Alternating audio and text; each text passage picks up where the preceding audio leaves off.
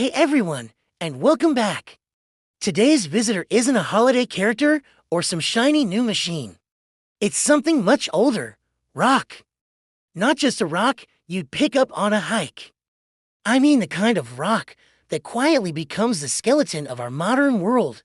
Roads, paving stones, railway ballast, drainage layers. All the stuff that doesn't get applause, but absolutely holds everything together.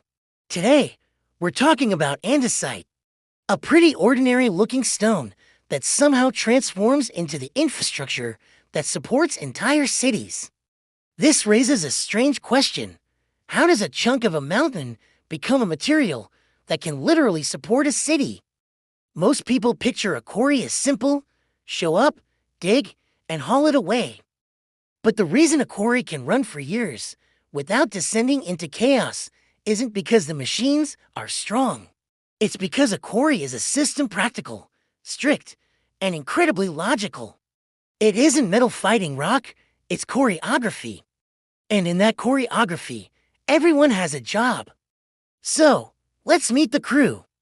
First up, X, the excavator. He doesn't just dig, he controls the pace. From a distance, the job looks simple: scoop, swing, load. But the real skill is in making it repeatable. Fewer extra moves mean more real work gets done. Next, we have the giant haul trucks, brothers in everything but personality. Baz is all about faster energy, always trying to shave off seconds. Laz is the steady wins the race type, focused on rhythm, spacing, and safety.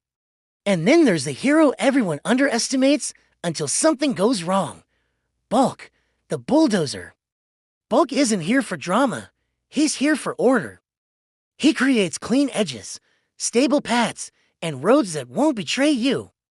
Finally, there's Drizzle, the water truck. Not flashy, not loud, but quietly essential. Because in a quarry, visibility is safety, and dust is a serious operational problem. Now, let's get to today's mission. Because every episode of our animated series follows one real production task. Today's job is to prepare the face and run the first clean cycles of hauling andesite. This means getting the site ready, starting the workflow, and proving that the system works from end to end without chaos, without random delays, and without turning the road into a dust storm. Before anyone does anything cool, the episode starts with something that doesn't look very cinematic, but determines whether the shift goes well: safety and prep. In a quarry, work doesn't begin with speed, it begins with checks. Brakes, steering, lights, mirrors, radios, and agreed upon routes. Everything here is huge, heavy, and constantly moving. No one is allowed to just assume they were seen. Safe distances and clear signals aren't extra. They're the foundation the entire day is built on. Once the plan is set, the quarry starts moving like a single machine instead of a scramble. The next step is one most people don't think about, but every operator cares about: the approach. The face isn't just a wall of stone, it's a work zone with strict rules. There are designated spots for trucks to park, specific arcs where the excavator swings, and areas where people and machines are not allowed. The ground must be stable, and the route has to stay clear. This is where Bulk earns his keep. He starts by shaping the working area, leveling the pad, cleaning the shoulders, and building a proper approach line to the loading spot. The goal isn't just to make it look tidy, it's to make it predictable. A stable pad keeps trucks from bouncing during loading. Clean edges reduce the chance of a wheel drifting into loose debris. A clear approach reduces confusion, and confusion is how accidents happen. Then, Drizzle works some quiet magic, wetting key sections so dust doesn't turn the air into fog. Dust doesn't just look bad, it hides hazards, makes signals harder to see, and turns judging distances into a guessing game. And in a quarry, guessing is both expensive and dangerous. Now, we're ready for the main scene. X moves into position at the face. Here's the thing. The excavator doesn't just smash rock. It controls the process. X chooses where to pull material from, how to break it down at the face, and how to place the load so it sits evenly in the truck body. Even loading matters more than you might realize. An uneven load can make the truck handle poorly, increase wear and tear, and force it to travel slower. It can also cause spillage, and spilled material becomes road debris, which becomes a problem that spreads quickly. Loading begins. This is where a quarry starts to feel like a rhythm instead of a bunch of separate actions. The excavator works in a repeatable cycle: scoop, swing, place, return. No panic, no overswinging, no wasted movement. It's like a chef making the same dish hundreds of times, getting faster and cleaner with every single repetition. The trucks don't just wait around. They slot into position, get loaded, and move out in a predictable cadence. The first haul starts. The trucks roll out toward the receiving area. Right now, what they're carrying isn't finished material. It's raw andesite. Raw material has to be processed before it becomes useful. It needs to be crushed, screened, and stockpiled into specific size ranges to match real-world construction needs. On the haul road, you get the first real glimpse of what system truly means. The road has to support steady movement.